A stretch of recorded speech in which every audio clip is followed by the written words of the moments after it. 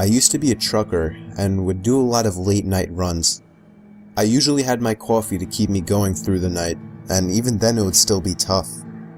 This night, however, I didn't have my coffee and things weren't going so well. On several occasions I almost fell asleep behind the wheel, and I was only just barely able to save myself from completely drifting away by actually feeling the truck drifting off to the side of the road. Then, just as I thought I was regaining my awareness, I saw a black figure coming up in the road, right in the path of the truck.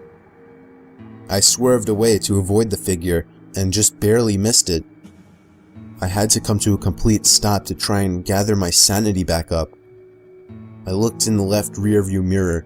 The figure was still standing in the middle of the road. I am not usually a person to confront things in any situation, but something possessed me to get out of that truck and give the person a piece of my mind. But when I got out of the truck, there was nobody there. I was seemingly the only person on this road for miles. I took off after that, and about 5 miles down the road, I pulled over and fell asleep. I think my mind was playing tricks on me that night, but I don't know why my brain would create such an eerie image. I was 13 years old. I never really had sleeping problems. I was actually a really heavy sleeper. It happened on a Saturday morning. I went to bed late the previous night. When I woke up, or kind of woke up, I couldn't move at all. The only thing I could control were my eyes, and when I moved my eyes to focus on the corner of the room, I saw the most horrifying thing I had ever witnessed in my life. There was a man, probably about 8 feet tall, with a cut open mouth, dripping blood, made to look like a smile, and in the man's hand was a large carving knife. My biggest fear came true as the man started hovering towards me, not walking, not even moving a single limb, just hovering over to me like a ghost. I tried to scream or move or anything, but I was paralysed to my bed. The man reached the edge of my bed, inches away from my face, and for the first time, he moved his arm up, the arm with the knife. He raised the knife up to the ceiling, and I knew what was going to happen next. I closed my eyes, the only thing I could physically do, and waited for it to happen. But as I lay there for probably 30 seconds unharmed, I opened my eyes back up. The man was gone, and then I realised I could move. I got out of bed and ran to explain what happened to my parents. They immediately seemed to understand and explained that I had just experienced sleep paralysis. I don't know why I hallucinated something so horrific, but the fear was genuine, and I can still remember the man's face today.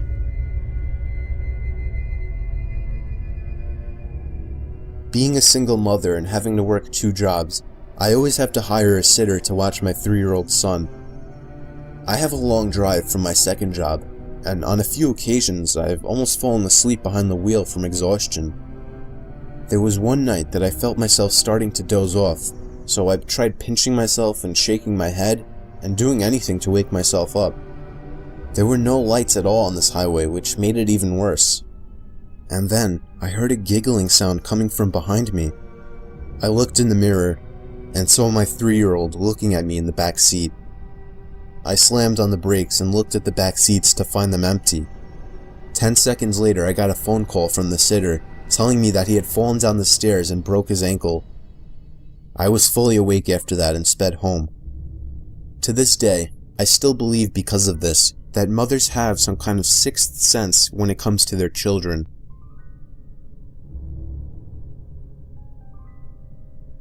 This is the scariest thing that has ever happened to me. I live in the country, but not a desolate area. I had a decent amount of neighbours that were close enough. There was still woods in all directions though. I was home alone as usual one late night when I heard a legit scream coming out in the woods. I went outside into my backyard with a flashlight just to take a look through the trees. This was late and nobody was still up, and all the lights were out.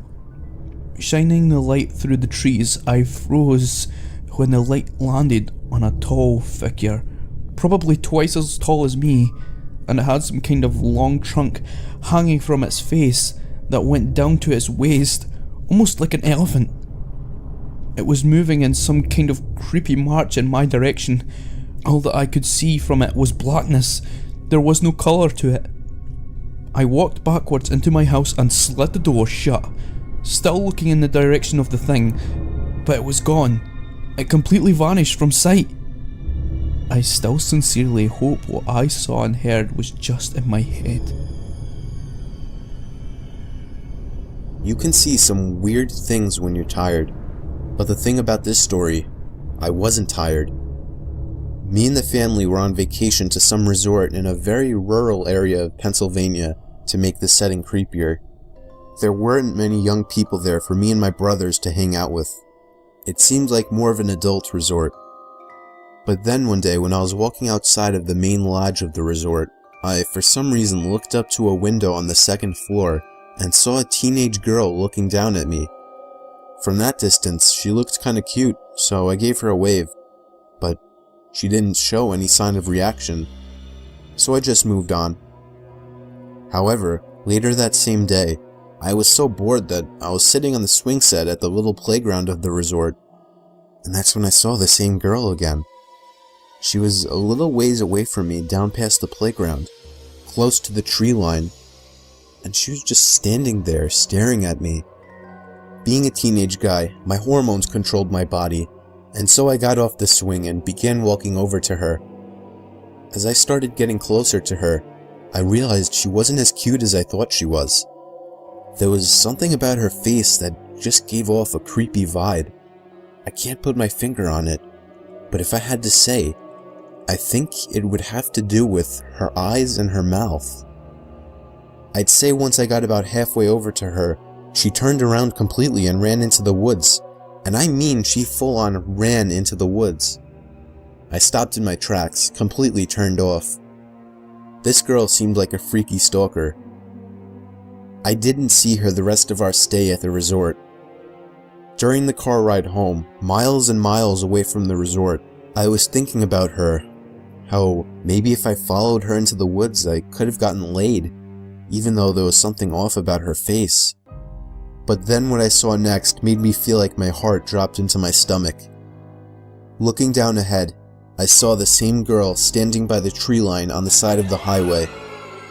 As we sped past her, I saw her head turn so that she was always looking right at me, even through the tinted minivan windows.